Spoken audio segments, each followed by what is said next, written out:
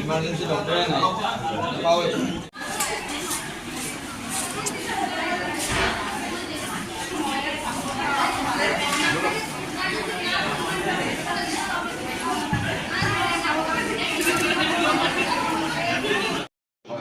আৰু তেখেতলোকৰ গ্ৰিভেন্সটো এইটোৱেই যে আমি আহি ডক্টৰ নোপোৱাৰ কাৰণে ট্ৰিটমেণ্ট নোপোৱাৰ বাবে এইটো হ'ল বুলি আপোনালোকৰ মেইন কথাটো সেইটোৱেই।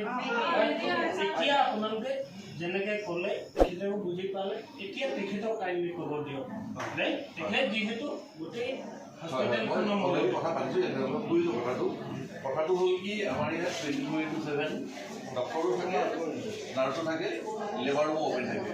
ঠিক আছে, এতিয়া কথাটো হ'ল কি আমাৰ ইয়াত চিষ্টেমটো মই কৈ দিছোঁ, সকলোকে কৈ দিছোঁ।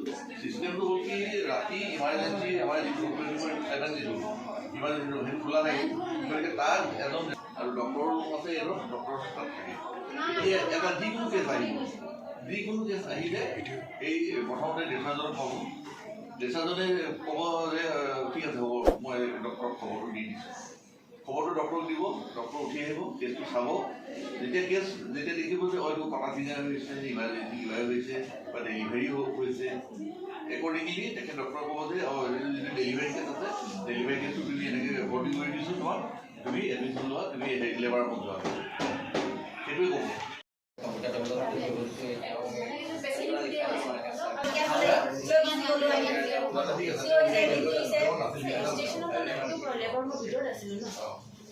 কি হ'ল, ৰাতিপুৱা এজনী গৰ্ভৱতী মহিলা আছিলে, মহিলাৰ বিষ হোৱাৰ কাৰণে মানে ইয়াত মাৰ্ঘেৰিটা অসম চিকিৎসালয় আনিলে।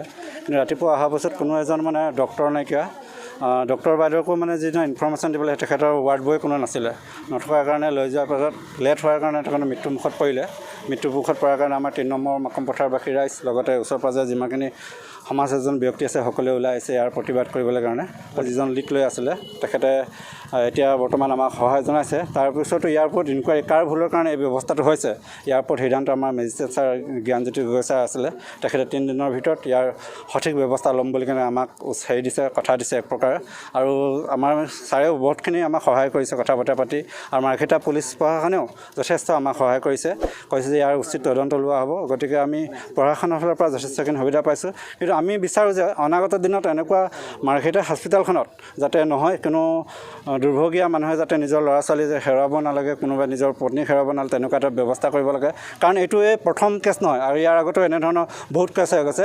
কিন্তু বহু ক্ষেত্ৰত দেখা পায় যে হস্পিটেল কৰ্তৃপক্ষসকল ৰাইজক দোষী কৰে, যে ৰাইজৰ কাৰণে আমাৰ মেডিকেলৰ ভাল ভাল ডক্টৰবিলাকে নাহে, উদ্ভণ্ড প্ৰকৃতি বুলি দেখুৱায়। আচলতে যিয়ে মানুহ হেৰায় তেখেতলোকে বুজি পায় আচলতে দুখ কি, আৰু এই মানুহখিনি উঠি অহাৰ কাৰণ এটা হৈছে তেওঁলোকে খুব অন্তৰ দুখ পাইছে, কাৰণ নিজৰ মানুহ হেৰুৱাইছে, নিজৰ মানুহ হেৰুৱাৰ কাৰণে খুব উজাৰি কিনে কোনোবাই দুই এষাৰ ডাঙৰকৈ ক'ব পাৰে, এইটো স্বাভাৱিক কথা। গতিকে ৰাইজেই চব সময়তো ভুল নাথাকে, কিছুমান ভুল আমাৰ হস্পিটেল কৰ্তৃপক্ষে থাকে, প্ৰশাসনৰ দুখ থাকে। তো তেনেকুৱা ভুলৰ কাৰণে যাতে সহজল মানুহবোৰ কষ্ট নাপায় সেইটো আমি বিচাৰোঁ। আৰু ইয়াৰ উচিত তদন্ত যিটো নেকি আমাক কৰি দিম বুলি কৈছে, আমাক কৰি দিব লাগে, নহ'লে আমাৰ ৰাইজবোৰ বহুত অকৰা হয়। অকৰা মানে যেতিয়া খং উঠে চবেই জানে, গতিকে ইয়াক শুদ্ধভাৱে সঠিকভাৱে কৰি দিলে ভাল হ'ব বুলি